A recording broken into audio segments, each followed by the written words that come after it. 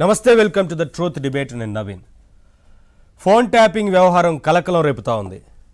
సరిగ్గా గత ఎన్నికలకు ముందు పెద్ద ఎత్తున ఫోన్ ట్యాపింగ్ జరిగినట్లుగా ఇప్పటికే సిట్ గుర్తించింది. ఈ నేపథ్యంలోనే విచారణను వేగవంతం చేసింది. పలువురిని ఇప్పటికే అరెస్టు చేసి కస్టడీలోకి తీసుకొని ఒకవైపున విచారిస్తూ ఉంది. ముఖ్యంగా 2023 ఎన్నికల ముందు భారీగా ఈ ఫోన్ ట్యాపింగ్ జరిగినట్లుగా తెలుస్తూ ఉంది. అది కూడా నవంబర్ నెలలోనే ఈ ఫోన్ ట్యాపింగ్ జరిగిందనేది అర్థమవుతా ఉంది.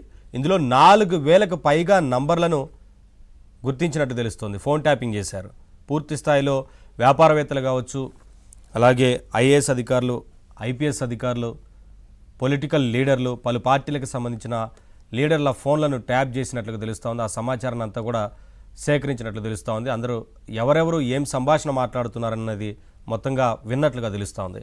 ఇప్పుడు కాంగ్రెస్ పార్టీ కూడా పెద్ద ఎత్తున ఆరోపణలు చేస్తూ ఉంది. ఒకవైపున గతంలో బీఆర్ఎస్ పార్టీ పెద్ద ఎత్తున కాంగ్రెస్ పార్టీ లీడర్ల ఫోన్లు వినడమే పనిగా పెట్టుకుందని కాంగ్రెస్ నేతలు ఆరోపిస్తున్నారు.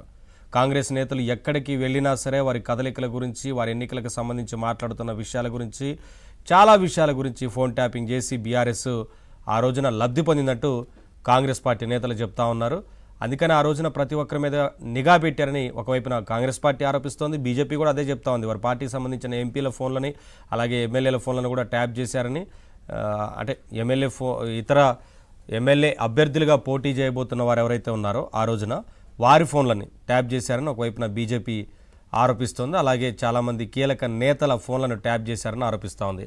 మరి కేసు విచారణ అయితే కొనసాగుతుంది. ఇప్పటికే సిట్ కస్టడీలో తీసుకొని కొందరిని విచారించింది.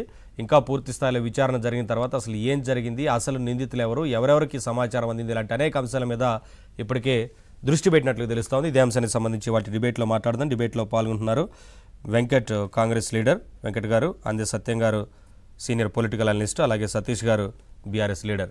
అందరికీ నమస్కారం అండి, వెల్కమ్.